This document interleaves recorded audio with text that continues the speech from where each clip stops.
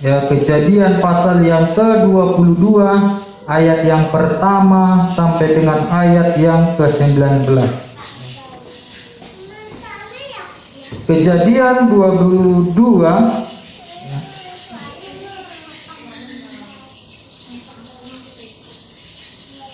Kejadian 22 ayat yang pertama sampai ayat yang ke-19, lebih tepatnya ya. Ayat ke-19. Nanti Bapak Ibu yang belum sempat bawa Alkitab ada di depan Bapak Ibu ya. Ada satu lagu sekolah minggu Bapak Ibu yang kalau dipikir-pikir agak aneh juga ya. Ada lagunya, Bapak Abraham mempunyai banyak sekali anak-anak. Jadi dalam bayangan anak sekolah minggu ini, Bapak Abraham ini banyak sekali anaknya. Kalau di kampung ini mungkin kita lihat ada yang 7, 10, tapi Bapak Abraham dalam bayangan anak-anak ini lebih banyak daripada itu. Kenapa dibilang gitu Bapak Ibu? Karena bilang, aku anaknya dan kau juga. Anak sekolah minggu kalau datang 15 Bapak Ibu, 25 orang, berarti Bapak Abraham banyak sekali anaknya ya. Sekolah minggu di sini yang ingat, aku anaknya dan kau juga. Sekolah minggu di sana juga, aku anaknya dan kau juga. Banyak sekali Bapak Abraham ini anaknya. Ya. Tapi ternyata Bapak Ibu makna dari lagu itu bukan anak secara fisik atau lahiriah ya. Bukan kayak kita punya anak, ini anak kita ya. Kalau Bapak Abraham itu dibilang Bapak Ibu, Bapak setiap orang yang percaya, Bapak orang beriman. Jadi dari lagu itu mau menyampaikan bahwa aku anaknya, artinya apa? Aku adalah orang yang beriman. Dia bilang, aku anaknya dan kau juga, artinya apa? Engkau anak orang yang percaya, ya, aku juga anak yang percaya. Tapi hari ini Bapak Ibu kita mau belajar kebenaran firman Tuhan tentang Abraham. Mungkin Bapak Ibu lihat, kenapa kok direkam ya kan? Kemarin Bapak Ibu beberapa hari lalu ya ada teman saya dari Jakarta bilang, tolong bikinkan khotbah di video terus dikirim. Jadi kemarin saya turun ke Mili Bapak Ibu mau ngirim video kan? Karena kalau saya kirim dari sini nggak sanggup, lumayan besar apanya. Datanya terlalu besar, jadi saya turun ke Miri kirim dari sana.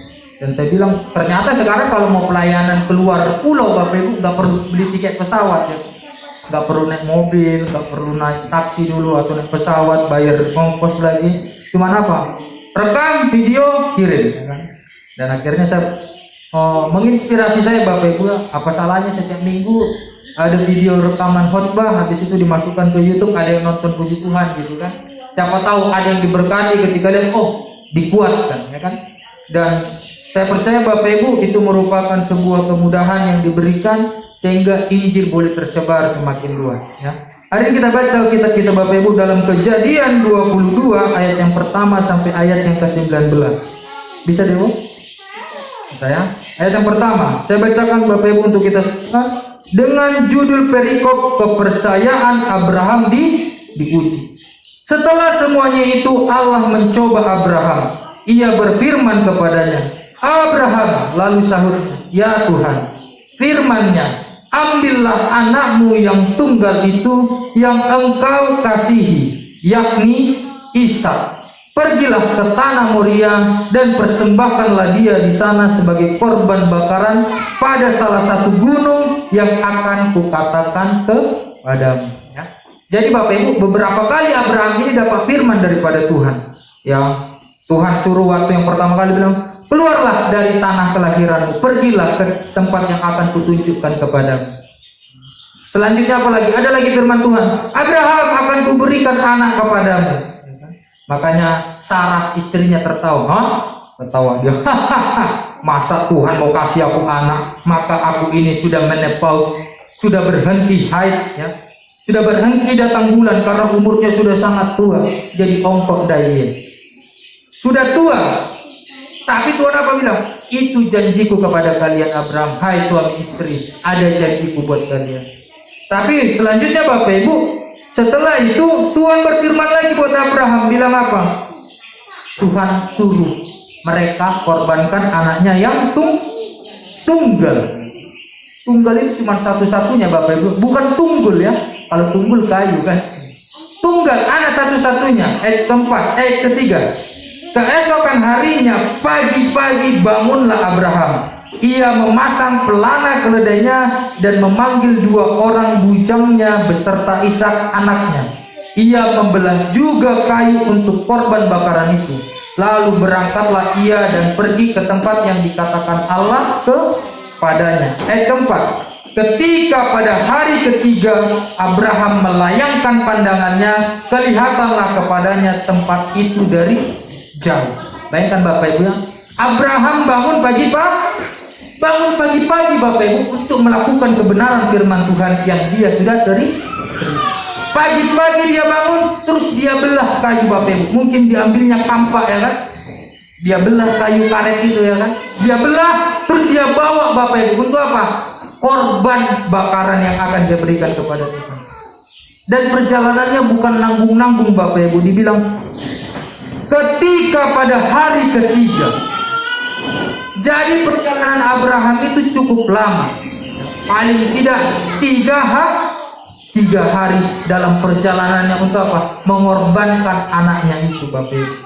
Ayat yang kelima, kata Abraham kepada kedua bujangnya itu, tinggallah kamu di sini dengan keledai ini. Aku beserta anak ini akan pergi ke sana. Kami akan sembahyang. Sesudah itu kami kembali kepadamu. Ya. Ayat yang ke-6. Lalu Abraham mengambil kayu untuk korban bakaran itu dan memikulkannya ke atas bahu Ishak anaknya, sedang di tangannya dibawanya api dan pisau. Demikianlah keduanya berjalan bersama-sama. Bagian ini menarik Bapak Ibu ya. Abraham bilang sama 2 bujangnya, 2 hambanya ya. Kalau di sini kan bujang itu orang yang belum menikah. Tapi dalam konteks ini Bapak Ibu, mereka ini adalah bahasa kasarnya pembantunya Abraham. Tinggal di sini. Kami mau naik ke atas gunung itu, kami mau sembahyang. Setelah kami sembahyang, kami akan kembali katanya. Kami itu siapa? Abraham dengan anaknya. Jadi dari awal Bapak Ibu, Abraham meyakini atau mengimani dalam hatinya, dia naik ke gunung itu akan sembahyang dan pulang itu bersama dengan anaknya Ishak. Padahal dia tahu Tuhan minta Ishak dikorbankan. Ini kan logikanya aneh Bapak Ibu. Harusnya Abraham bilang, kami akan pergi ke atas gunung dan kami akan sembahyang di sana. Setelah sembahyang, aku sendiri yang pulang. Harusnya begitu Bapak Ibu ya.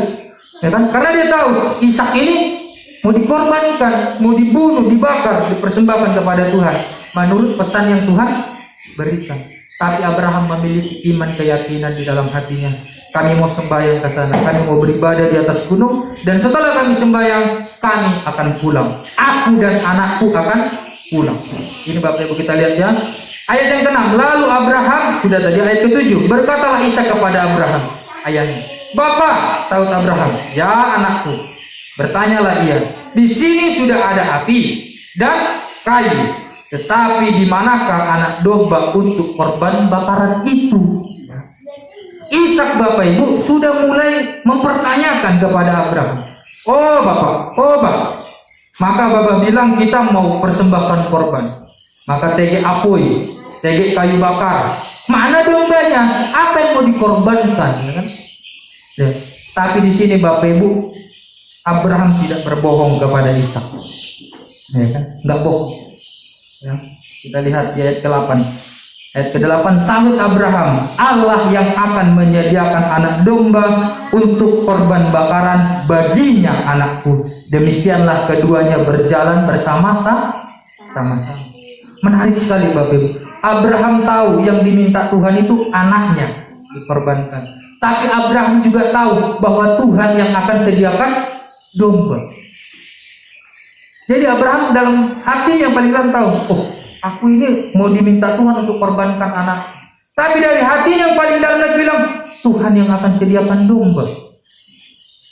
Kalau kita bilang Bapak Ibu misalnya, ambilkan ini, kita bilangkan sama anak kita, tapi kita bilang, kayaknya bukan ini yang Tuhan mau. Kayaknya bukan ini yang Bapakku mau. Kayaknya ini yang dia mau. Kita lihat ayat yang ke-9 Bapak Ibu. Sampailah mereka ke tempat yang dikatakan Allah kepadanya. Lalu Abraham mendirikan mezbah di situ, disusunnyalah kayu, diikatnya Ishak anaknya itu, dan diletakkannya di mezbah itu di atas kayu api. Ayat ke-10. Sesudah itu Abraham mengulurkan tangannya lalu mengambil pisau untuk menyembelih anaknya. Kalau dipikir-pikir Bapak Ibu kan Ishak sudah bilang, mana korbannya Pak? Maka sudah ada api, sudah ada kayu. Kata bapaknya, nanti Tuhan sediakan domba. Tapi sesampainya mereka di sana Bapak Ibu, dia susun kayu itu kan, ditaruh. Setelah rapi, Ishak lihat-lihat, mana yang dombanya? Kok nggak ada ya? Maka katanya ada domba. Sudah disusun Bapak Ibu. Terus bapaknya ambil tali, dia ikat Ishak, ya kan? Harusnya Ishak memberontak Bapak Ibu, ya kan? Tidak mau, maksudnya gitu ya. Gak mau aku. Maka bapak bilang ada domba. Tapi kenapa kau yang diikat? Bayangkan Bapak Ibu, sekalipun orang tua sudah ikat anaknya, dia anaknya nggak melawan di sini ya diceritain. Nah, jadi kalau kita yang jadi anak-anak ya, yang suka melawan sama orang tua, belajarlah dari Ishak, ya kan? Yang masih suka melawan sama orang tua, belajarlah dari Ishak. Sampai diikat dia. Ya. Ada teman saya Bapak Ibu ya, karena dia nakal Bapak Ibu ya, dia diikat di hutan. Ya. Diikat di hutan, dibiarkan, ditinggalkan bapaknya. Bayangkan Bapak Ibu, anak kecil ya waktu masih SD, diikat di pohon di hutan ya, ditinggalkan bapaknya. Bapaknya pergi ya kan, bapaknya sampai lihat dari jauh gimana keadaan anaknya. Menangis dia Bapak Ibu. Ampuni aku, katanya. Diikat dia di pohon. Tapi lain dengan Ishak ini Bapak Ibu, bukan karena dia nakal, tapi karena Tuhan yang minta dia untuk dikorbankan. Dan Ishak rasa-rasanya mungkin mulai mengerti, mungkin ini permintaan Tuhan. Sampai akhirnya apa? Diikatkan dia dan ditaruh di atas kayu, tumpukan kayu itu Bapak Ibu. Dan dibilang apa? Abraham siap-siap untuk lalu mengambil pisau untuk menyembelih anaknya.